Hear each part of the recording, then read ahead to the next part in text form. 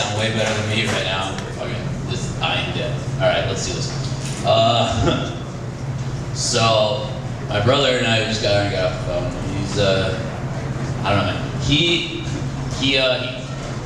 called. I have to lend him money from time to time because you know he's kind of struggling. It used to be for like stuff you lend money for, you know. He's like, Garrett, I need about $100 for the rent. Can you help me out? I'm like, it's my brother. Gotta help him out. Now he's like, Garrett, I need like $500 to go on vacation. I'm like, dude, I work fast food and I do stand-up comedy for free. Where do you think I get this money from? Like, it's not like I'm just like overflowing with cash, but he's really into taxidermy, which is that thing right there. It's like the stuffing of dead animals. But I think it's kind of weird. But when he said that, I was like, hey, I'm gonna be a stand-up comedian. He's like, dude, you're freaking crazy. And when a guy who's into taxidermy calls you crazy, it kind of sets the bar where you want to. So I'm originally from San Diego, born and raised all my life, San Diego. Loved it, it was cool. But then I moved to Minneapolis. Definitely love living here, definitely prefer it, definitely. Because y'all motherfuckers got water. So great. Man, you don't know how bad it is before you hear your dad or mom go, Garrett, you already showered in March. You really need another one in April. Into the bus. That'd be really cool if like someone on the bus like heard that punchline and was just like, oh, that guy's kind of funny. No, grew up in San Diego. I grew up in an interesting neighborhood, and yeah, it was interesting. It was poor. It was poor, and it was a poor neighborhood because all our schools were named after shitty presidents. Like that's the barometer. My local high school, believe it or not, was called Richard M. Nixon High School, which. Did you think of any worse president named high school after? Taft. Taft, Harding. The other ones, Pierce, Fillmore. No, you're just making up old town Wilson. names. They could have been bad. Something you disagree with them. Jimmy Carter Middle School. Oh, how disappointing that would have been. I like that joke because like I could, it just like splits the crowd. Like Republicans will be like, oh, and then they'll hear the middle part and be like, hey, he's kind of right there. You know, like I said, I had a brother. He was a good guy, kind of. Although he used to beat me up a lot. He used to beat me up all the time. But you know what? I used to give him shit back. We used to fight. Got to the point where I actually liked fighting. Wanted to be a professional boxer when I grew up. Now I know, right? When you see his body, you don't think Garrett Palensky, future lightweight champion of the world. Except in drinking, that's I'm the undisputed king, but you know, we're gonna get past that. But, you know, you see Garrett Palensky, maybe like future insurance salesman for Geico or some shit.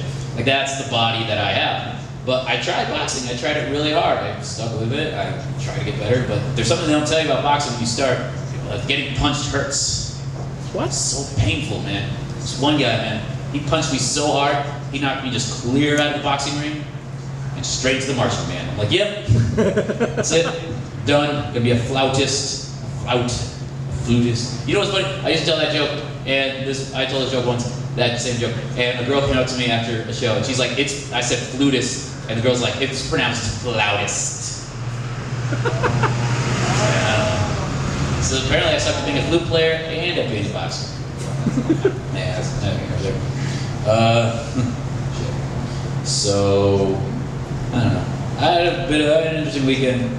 The other day, this is a true story. I had to help. I had to help. I'm gonna tell the story. So I got off. I had to help a prostitute kind of get home to her pimp. And before you guys judge, I swear to God, just stay with me on this. Just stay with me. It was a weird night. I just get off work, and there's this woman just walking around Minneapolis, and she's like really drunk. She doesn't have a left hand. Like she's missing her left hand. She's got face tattoos all over her face.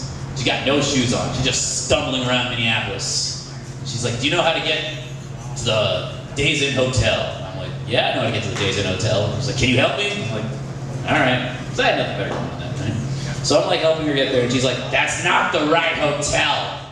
Like, where's the right hotel? She's like, it's in St. Paul. Fucking Jesus. So she's like, can I call my boyfriend? So I give her my phone to call her boyfriend. Her boyfriend. And the boyfriend, he gives the phone back to me, and the boyfriend just like, you gotta deliver her to this hotel. Not like, can you like help me out, man? Can you like do this thing? No, she's like, you gotta deliver her to this hotel. So at that point, I'm scared. I was like, you know what? I gotta do the right thing. I'm just gonna leave her.